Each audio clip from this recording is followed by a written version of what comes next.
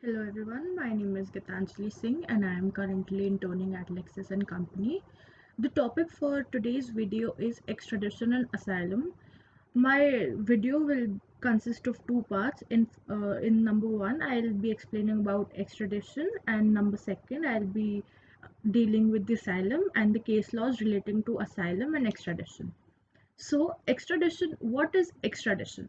When a person commits a crime in one country and escapes to another country after committing the crime, then a question arises whether the fugitive should be tried in the country where he has fled or in the country where he has committed the crime. As it is a social principle to punish offender, therefore the principle of extradition has been recognized for the exercising of the jurisdiction. Surrender of the accused to the country where he has committed the crime is called extradition. The term extradition is derived from two Latin words, that is ex and traditium. The number one is surrender of the criminal, delivery of the criminal, or handover of a fugitive. Now, different jurist has given the definition of extradition. According to Oppenheim, extradition is the delivery of an accused or a convicted person to the state where he has accused or has been convicted of a crime by the state or whose territory he has happened for the time to be.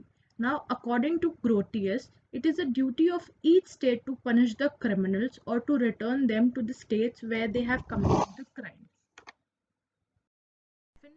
Definition made clear that extradition is exercised in two different countries. Number one, territorial countries, and number two, the crime fled country. Now, the purpose of extradition: a criminal is extradited to the requesting state because it is a process towards suspension of a crime.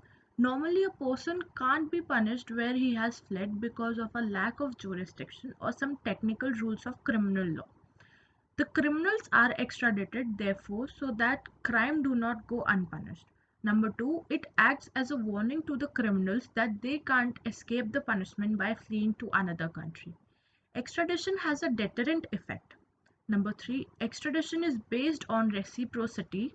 And number four, extradition is done because it is a step towards the achievement of international cooperation in solving international problems of social character.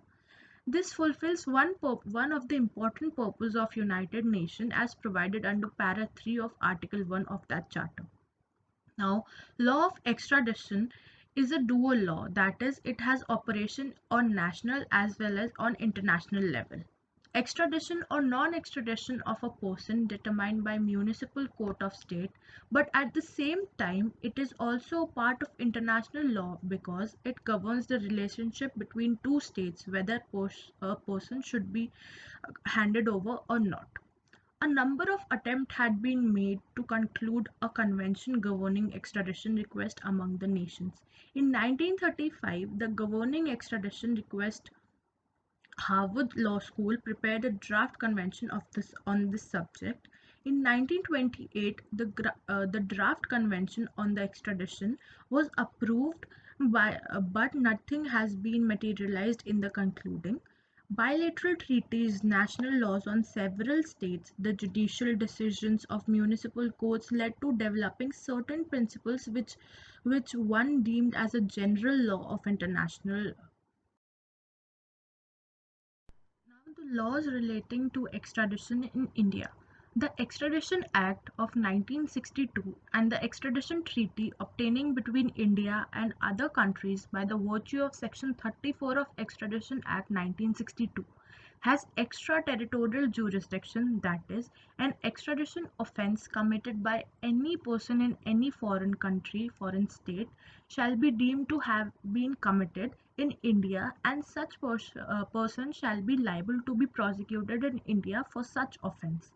As per Section 216 of IPC 1860, read with Article Constitution of India 1950, Schedule 8, List 1, Item 18, extradition may be defined as the action of giving up the fugitive criminal to the authorities of the state in which the crime was committed. Section 3 subclause 4 of 1962 Extradition Act categorically states that where there is no extradition treaty made by India with any foreign state, the central government may be by notified order treat any convention extradition in respect of offence specified in that convention. Section 2C Extradition offence punishable with imprisonment term shall not be less than 1 year under laws prevailing in India or of any foreign state. 2F Fugitive criminals may be extradited only. 2A defines a composite offence which constitute extradition offences. In the case of Daya Singh versus Union of India, Supreme Court of India expatiated over the importance of extradition law, saying that extradition is a great step towards international cooperation in suspension of a crime. Now, there are several principles regarding extradition. Number one is extradition treaties. First and foremost condition of extradition is the existence of an extradition treaty between the territorial state and the requesting state.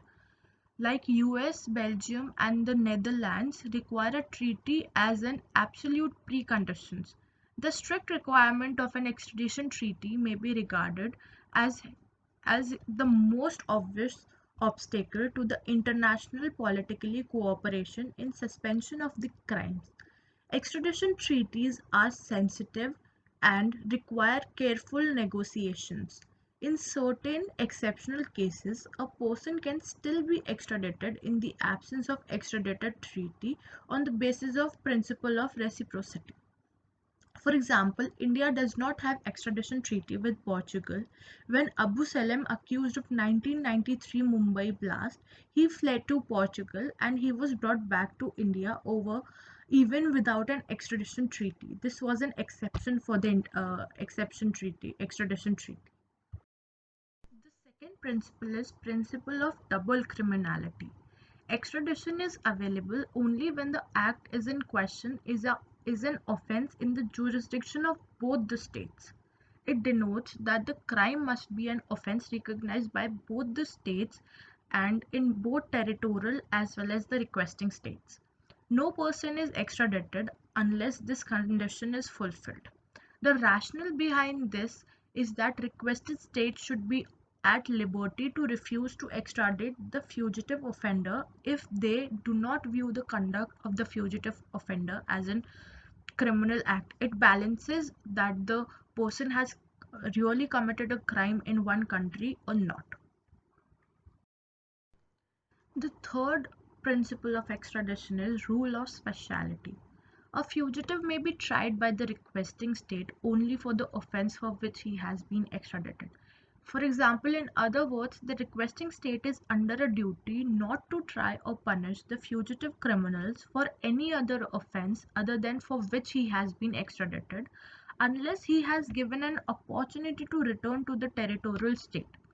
This principle has been made to provide the safeguard of the fugitive against the fraudulent extradition so that he can be safeguarded and his principles and his rights can be reformed. Extradition of own nationals. In many cases, a person after committing a crime in a foreign country, he normally flees back to his own country.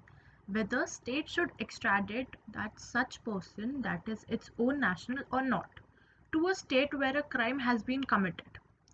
Now, it may be a controversial point and practice of a state considerably differs on it. Many countries such as Netherlands, Belgium, Germany, Italy, France, Switzerland have adopted a principle for not extraditing their own nationals to a foreign state.